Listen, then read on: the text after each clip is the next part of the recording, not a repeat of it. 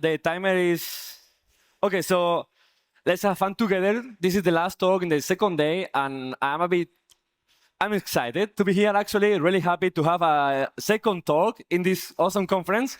What I want to do with you today is to explore ideas about how can you actually help your team to be more extreme, whatever that means, and we are going to talk about that a bit later. But first of all, who am I and why am I speaking to you now? Let me introduce myself. My name is José María Valera Reales. I'm from Spain, but you can call me Chema. Currently, I'm working as a tech lead at Lautsprecher Teufel. Maybe if you are German, I'm sure you know Teufel, the company that we produce headphones, home cinema speakers, really awesome. And I am, as a tech lead of the web shop, I take care of not just of the web shop, but also the team, that the team grows and is passionate about the work. I also, in my free time, I like to work on open source projects such as Fel. I did a little lightning talk this morning about it, a functional programming language that compiles to PHP.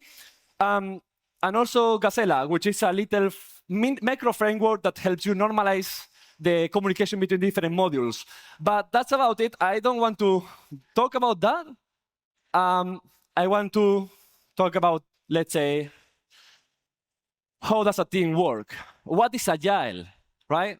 And what are the key challenges that we see when we confront this concept? Because I've worked in many different companies in my experience, and the main issue I see is actually that the people has different understandings of what is that.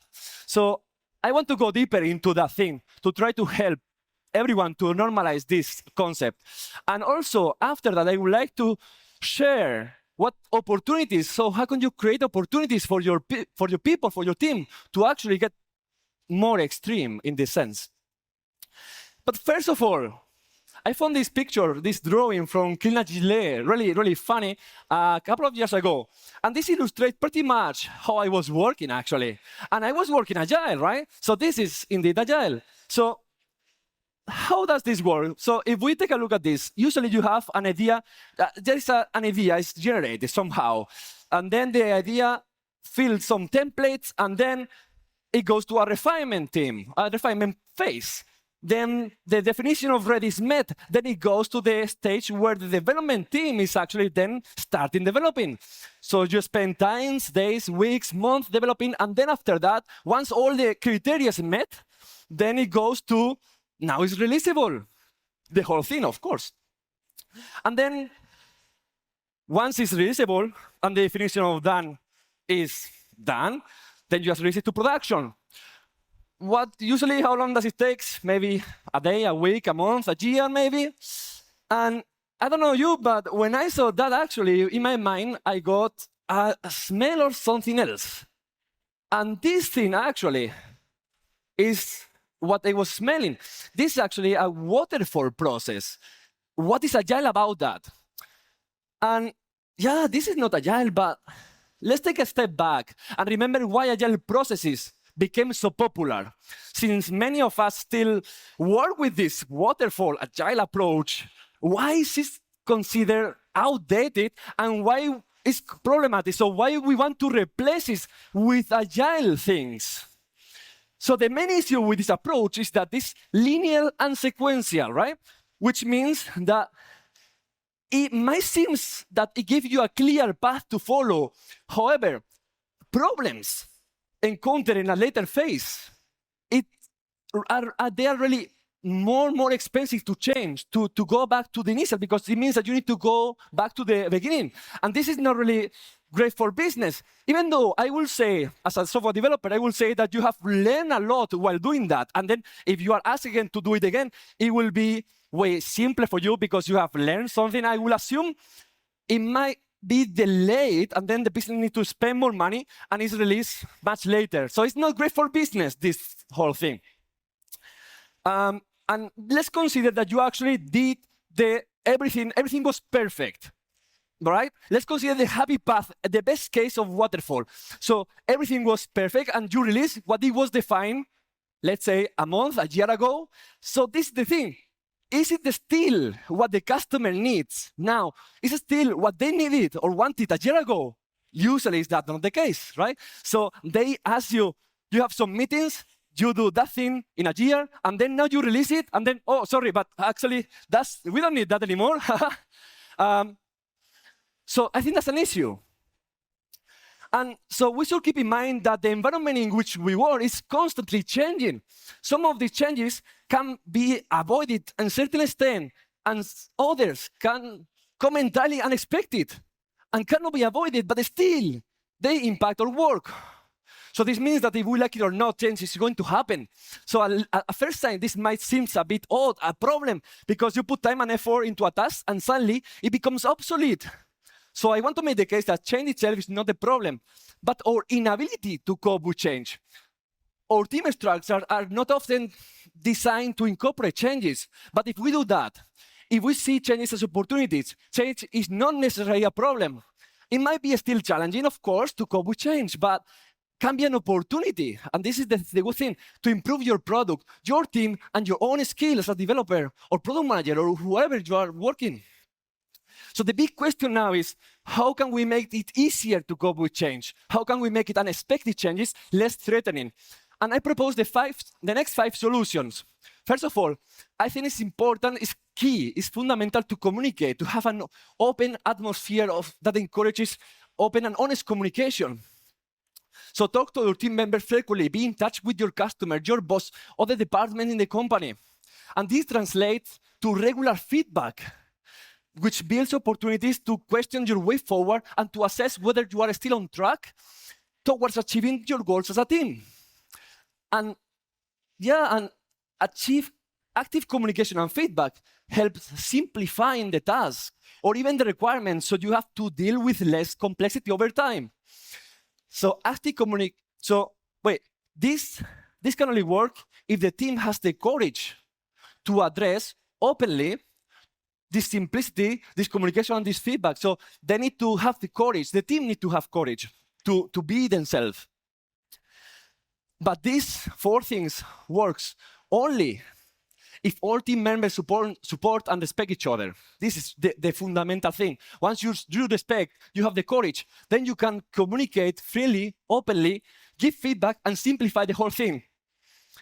And these 5 ideas can help you to have an enriched personal life as well, actually. These are not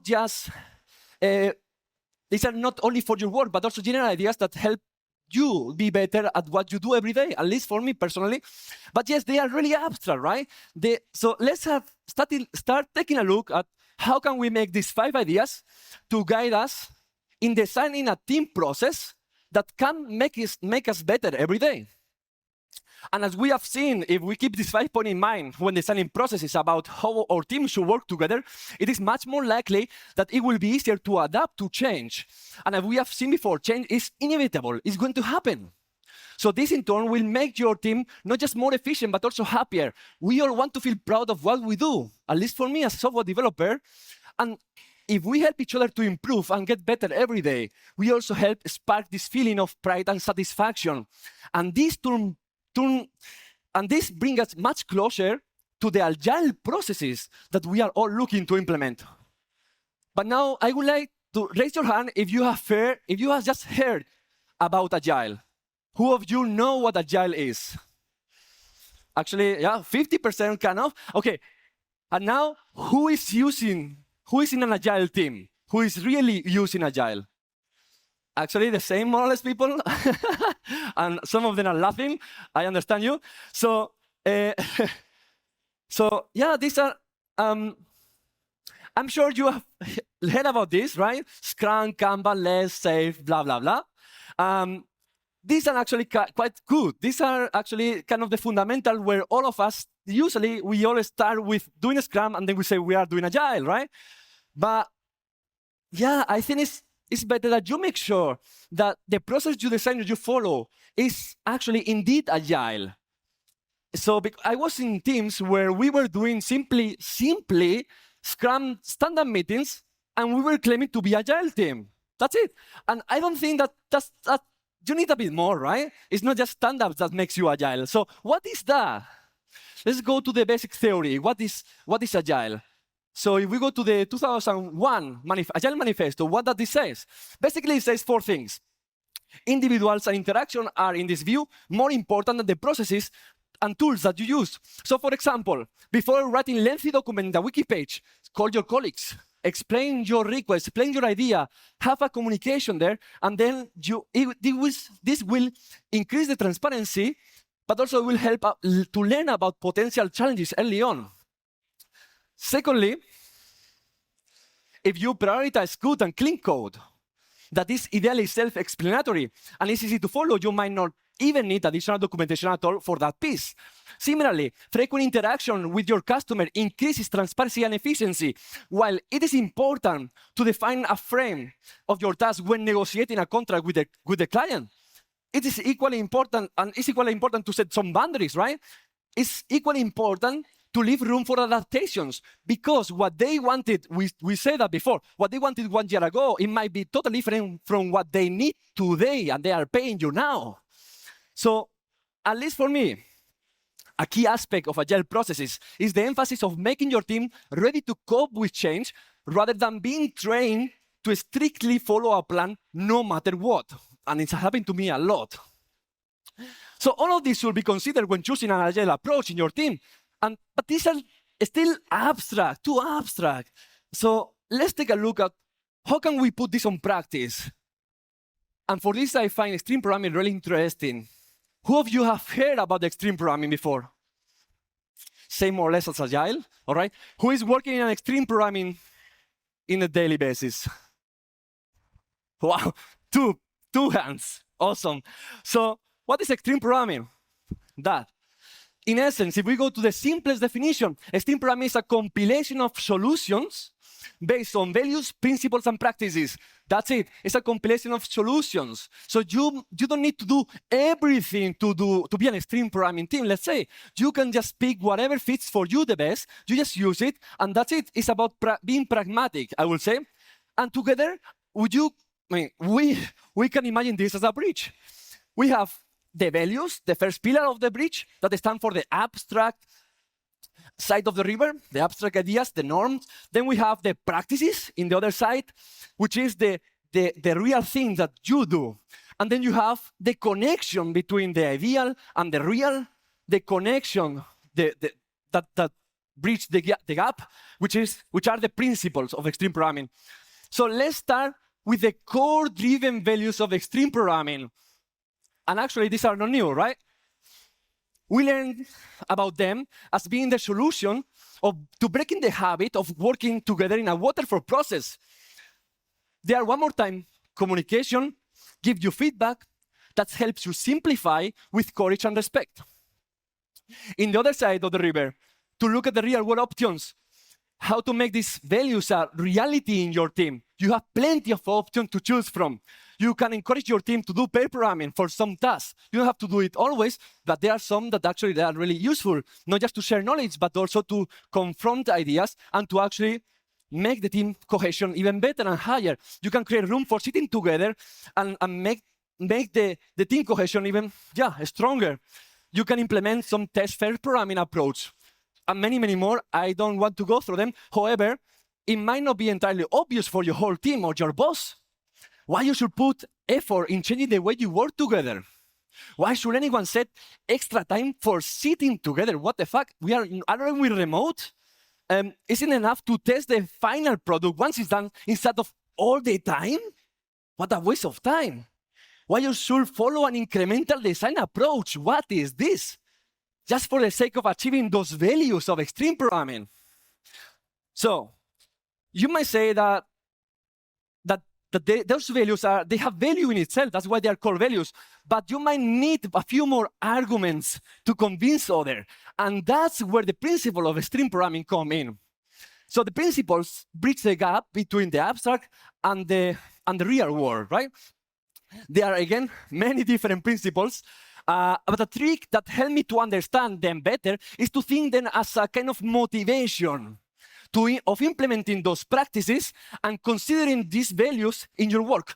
In my opinion, mutual benefit principle is the most important principle because it's about finding practices that benefit us now, us later, and the customer as well is benefiting everyone. That's the principle. For example, let's take a practice like test-first programming. It benefits us now with the design and the workflow of the code as developer. It benefits us later, ensuring that the system doesn't break if we refactor or add new features. And it helps us, the customer, guaranteeing that the feature works as expected. So yeah, other principles include diversity of ideas, don't be afraid of failure, look at everything you do as an opportunity for learning, and aiming for a high-quality system because they are more predictable and easier to change, etc. This principle shows that applying extreme programming approaches in your team can have a profound positive impact on the quality of your work and thereby, ultimately, also improve business. Shouldn't that be an incentive enough to change the way we work? For many, becoming more agile is the ultimate goal. It's a constant, non-stop changing towards improvement. But why don't we all work like this in this ideal pinky world that I'm just presenting? Why so hard? Why so hard? We all know that we have our team routines and dynamics that are not always easy to change anyway, especially when we have to finalize a product on time. You have or get that bug fixed on production.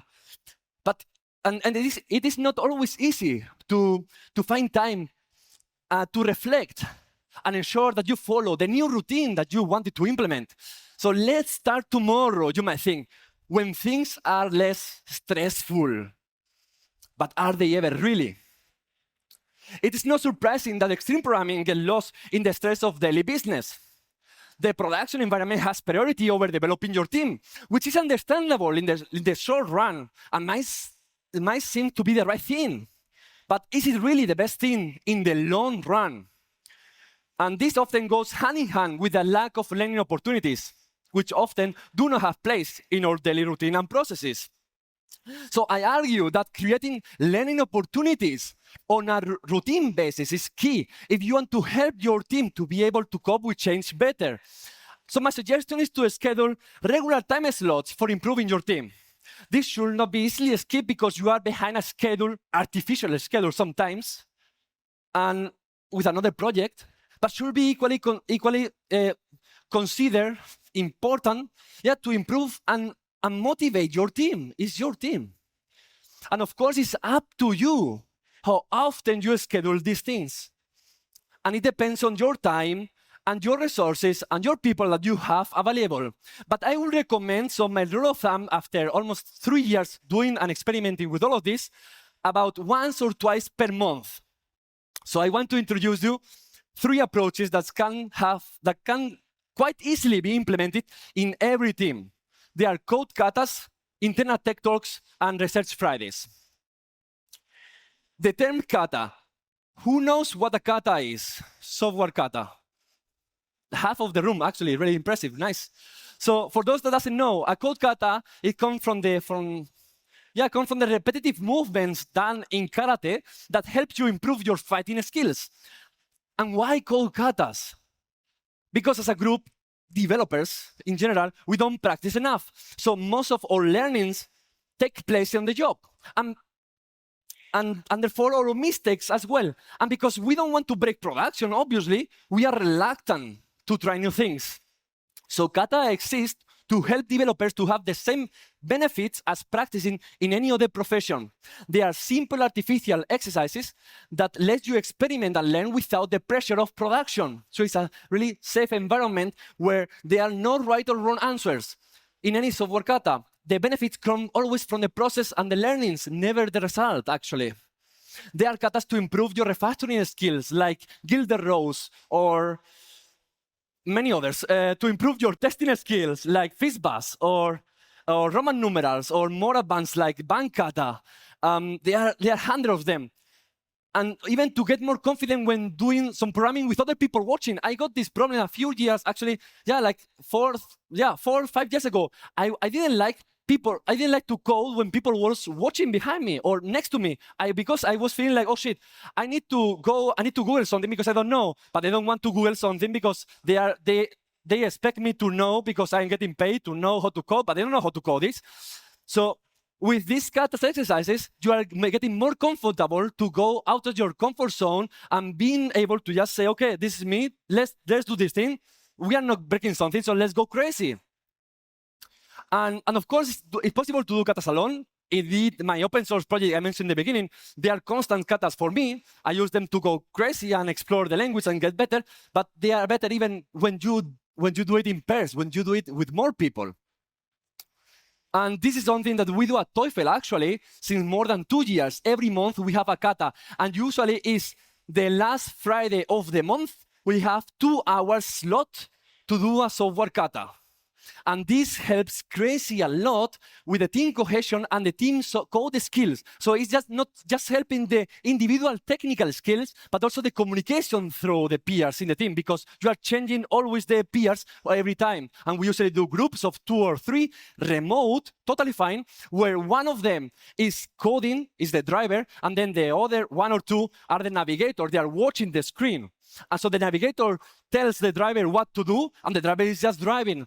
So we do ping pong, where basically every 5 minutes or every commit, let's say, every commit, then we switch, and then the driver is now a navigator, and then one navigator is now the driver. So the people are constantly changing the roles, and they're getting more comfortable coding and helping others, just talking and thinking.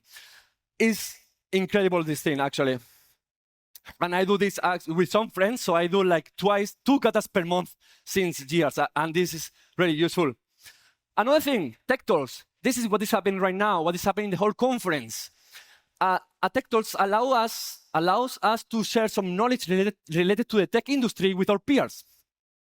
And they can help introducing new concepts to your team, but also can help the team to feel more comfortable with introducing their ideas, their knowledge, and opinions. So because they experience that their knowledge is being valued and seen, and you can foster driven crazy stuff about the tech industry. And this is actually a blog post I wrote 3 years ago with some tips about how to improve your tech talks, if you want to get deeper into this. And lastly, a thing that we started this January, actually, this year, is a new experiment I wanted to try. And these are Research and Learning Fridays. What is this? Again, it's one Friday. It usually is the Friday in the middle of the month. So usually we have sprints of 2 weeks. And at the end of one sprint, we have a Learning Friday or kata. And at the end of the other sprint, we have the other one, the kata or the Learning Friday. And what is this? It's simply so the whole team can have a dedicated space for growth and experiment. You can do katas, you can do that, but also you can just go crazy and play with another language. Just learn something different, learn something, go crazy, and then just share that with your friend, with your peers, actually with your friend also, of course, but also with your colleagues, and then foster this go out of your comfort zone. And you should not micromanage this. So I was thinking about, okay, should I have a wiki page where everyone should write how they use their time, because this is about 4 hours slot, or a full day, or half day. Usually we have half day, but sometimes we have also the full day. So should I ask them to put in the wiki page? Again, I thought, no, wait a second. I need to trust my team. I trust that they will use this time for their best interest, because it's time that I'm giving them for growth. So they could actually talk to each other the day before with my plans, or the day after with my learnings, and then foster this active communication about sharing knowledge. And from there, you can actually also have some tech talk to say in the middle of the week, these 30 minutes to talk about extreme programming. For example, I actually did this 3 years ago. And it was really interesting. Another thing I forgot to mention is that I like to read a lot, because reading brings you somehow a lot of other people's experiences, knowledge, and ideas concentrated in a few hours book. And actually, I would like to recommend some of them. And this is Extreme Programming. Who knows this book, by the way? Okay. So this is, as you can guess, this is like the foundation or the main motivation of this talk, because of the title. I highly recommend this book to get deeper into these values, principles, and practices that we have talked about today. And if you are interested, I would like to give it away for the first person that comes later and asks me some question, and they are really, really wanted. I have only one, so you need to really, really want it. Second one, this one. Who knows this book? Who Moved My Cheese? 1, 2, 3, 4, 5, 6. Nice. 6 pages. Awesome. This actually is one of my favorites. It's less than 100 pages, 96 actually. And it's a tale with a metaphor of the different attitudes that people adopt as part of their identity in life when confronting any change. How cool is that? You can read it in 2 hours, and it made me think a lot, actually. Also, to give it away. I don't have more. So the next one is this one, Clean Agile. Who knows this book? Okay, yeah, a third kind of. This is written by one of the founding fathers of Agile, actually, in Utah. Uncle Bob, author of the Clean Code series. And then we have also this one, Peopleware. Also, I like this very much because this states that soft skills in IT is more important than people tend to think. Why? Because software development is about people and the relation between each other and how they work together. And lastly, the Pragmatic Programmer addresses the basic foundation of pragmatism. Who knows this book? This guy? Yes, he wanted to raise the hand. And okay, nice, a third, thank you for the reminder. This is also really, really cool. I read this in 2016. Actually, this was one of the first books I started reading before going into the rabbit hole of all of these clean, pragmatic, agile things. Really, really make a change and make a difference, at least in my experience. And yeah, this addresses the basic foundation of pragmatism in our software industry. And with this, I'm pretty active in GitHub, actually. On Twitter, actually now it's X. And if you want to find more about me, or you can check my website, Chemaclass.com, where I write every month a blog post about software quality, testing, management, leadership, and all of these things that I find really interesting. And yeah, I'll be here around. Thank you very much for being here. You are an amazing publicum. See you later.